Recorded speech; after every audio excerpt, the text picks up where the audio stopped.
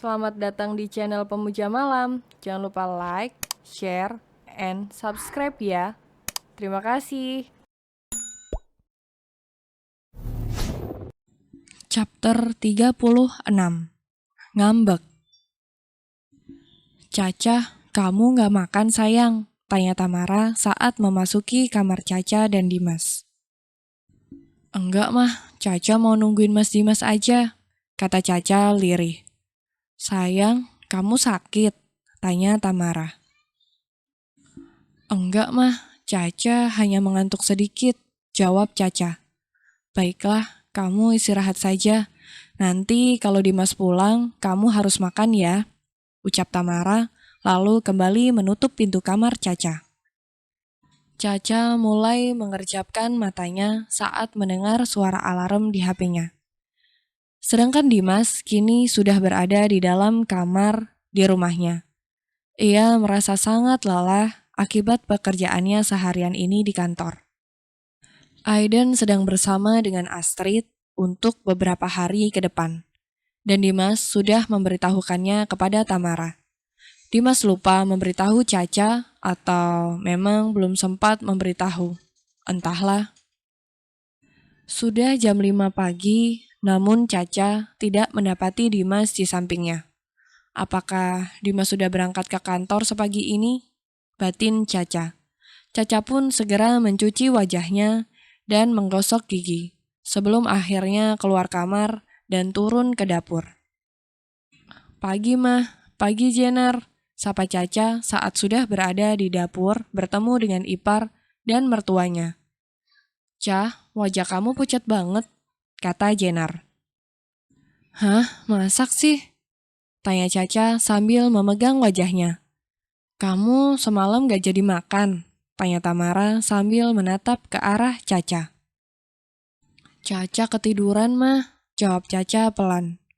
Oh iya Je, si Arya udah berangkat ke kantor. Tanya Caca membuat Jenner menghentikan aktivitasnya. Kantor mana yang buka jam segini, Cah? Tanya Jenner. Tahu kamu ini, Cah, ada-ada aja. Ngapain Arya harus ke kantor jam segini? Tanya Tamara. Mas Dimas gak ada di kamar. Dia gak pulang atau udah pergi ke kantor ya, Mah? Tanya Caca pelan. Lagi-lagi membuat Jenner dan Tamara bingung. Dimas gak pulang? Tanya Tamara dan Caca mengangguk. Kamu udah bilang kalau kamu di sini kan? Tanya Jenner dan Caca kembali mengangguk. Kita tunggu sampai sarapan nanti. Kalau dia nggak kesini, Mama yang akan buat perhitungan buat dia. Ucap Tamara sambil memotong cabai dengan kasar, hingga membuat Caca dan Jenner menelan salivanya dengan kasar. Sarapan pagi. Lo sendirian aja, Cah? Tanya Arya. Kemana lagi lo? Entah, jawab Caca singkat. Mas, kata Jenner, lalu ia menggelengkan kepalanya ke arah Arya. Semalam kalian pulang jam berapa? Tanya Caca pada Arya. Jam 11, jawab Arya singkat. Bagaimana proyeknya Ar? Tanya Adi. Lancar dong Pak, tinggal sedikit lagi, paling kurang dari seminggu selesai, jawab Arya. Baguslah, kata Adi senang. Saat semua orang tengah menikmati makan paginya, tiba-tiba Dimas datang dengan tergesa-gesa. Pagi semuanya, ucap Dimas lalu ia segera mendudukkan dirinya di dekat Caca. Kemana aja kamu? Udah tahu istri di sini, malah gak pulang ke sini. Semprot Tamara. Dimas kecapean mah. Dimas juga lupa gak buka HP. Makanya gak tahu Caca di sini, ucap Dimas. Maaf sayang, kata Dimas pelan hendak mencium Caca. Namun Caca segera menghindar. Sayang, maaf, Mas benar-benar gak buka pesan kamu. Maaf, ucap Dimas tulus dan hendak meraih tangan Caca. Namun Caca segera menepisnya. Mampus, ucap Arya tanpa suara ke arah Dimas, sambil menahan tawanya. Sial, balas Dimas tanpa suara juga menatap ke arah Arya. Sayang, kata Dimas. Jangan dekat-dekat, kata Caca lalu menjauhkan kursinya dari kursi Dimas. Sayang, Mas kan sudah minta maaf, kata Dimas. Ih, dibilang jangan dekat-dekat, kamu itu bau, aku gak suka, seru Caca, lalu ia segera berlari menuju kamarnya di lantai 2. Lah, gue udah mandi deh perasaan, gumam Dimas pelan sambil menciumi aroma tubuhnya sendiri, lalu ia segera menyusul Caca ke kamar. Karena tidak mendapati Caca membuka pintu untuknya, akhirnya Dimas memilih pergi. Mungkin Caca memang butuh waktu. Dimas terus mengirimi pesan WA kepada Caca, menjelaskan bahwa ia memang benar-benar lupa. Namun Caca hanya membacanya saja, tanpa membalasnya, membuat Dimas mengerang frustasi. Makanya jangan main api kalau nggak mau kena asap, ucap Arya sebelum masuk ke dalam mobilnya. Jangan coba-coba nyalain api di dekat bensin, Kak. Nanti meledak, kakak sendiri yang kena, kata Jenar, lalu ia masuk ke dalam rumah. Api, kalau udah kena bensin tuh susah loh Dim padamnya, ucap Tamara, lalu ia segera menyusul Jenar masuk ke dalam rumah. Ini orang-orang pada kenapa sih? Ucap Dimas kesal.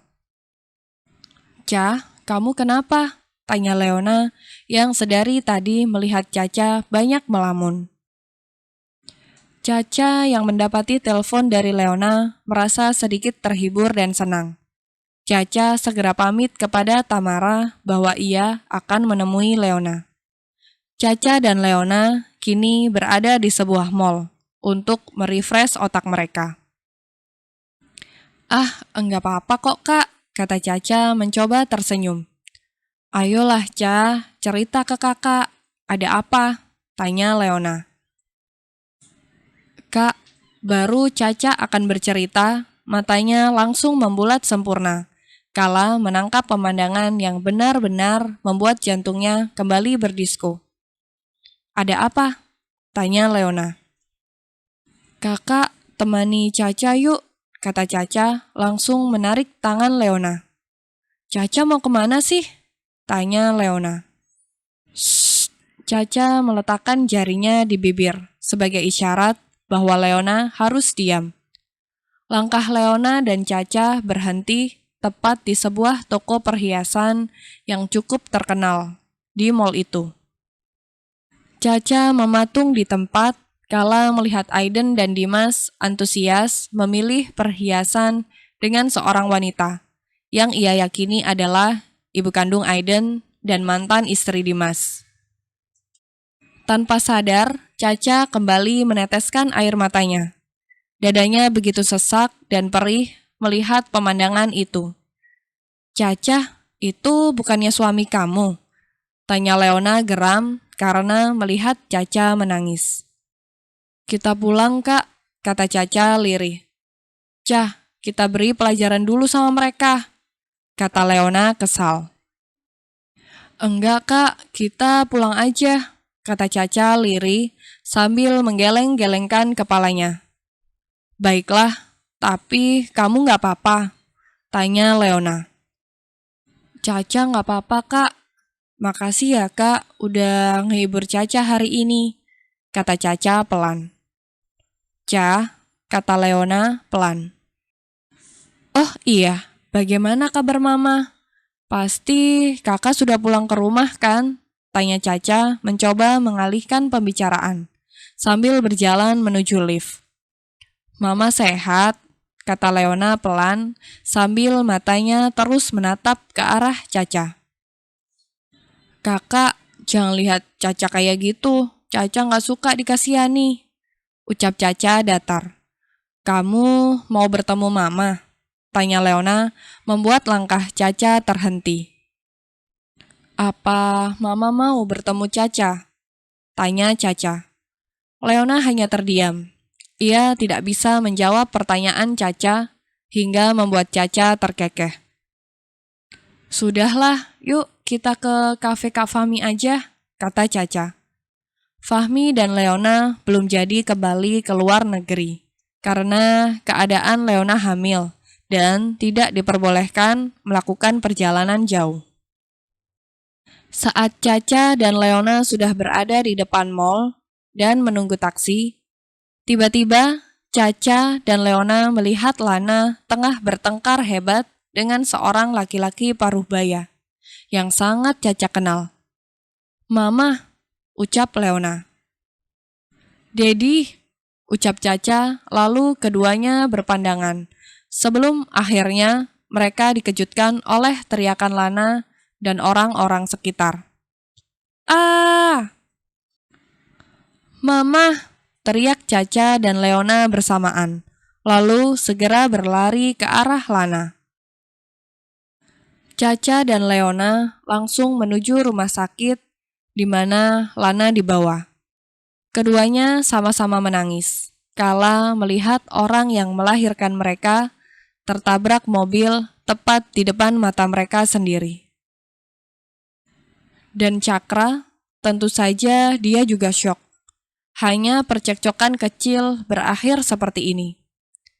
"Apa yang sebenarnya terjadi, Dad?" tanya Caca. "Dedi hanya ingin menanyakan keberadaan kamu, sayang.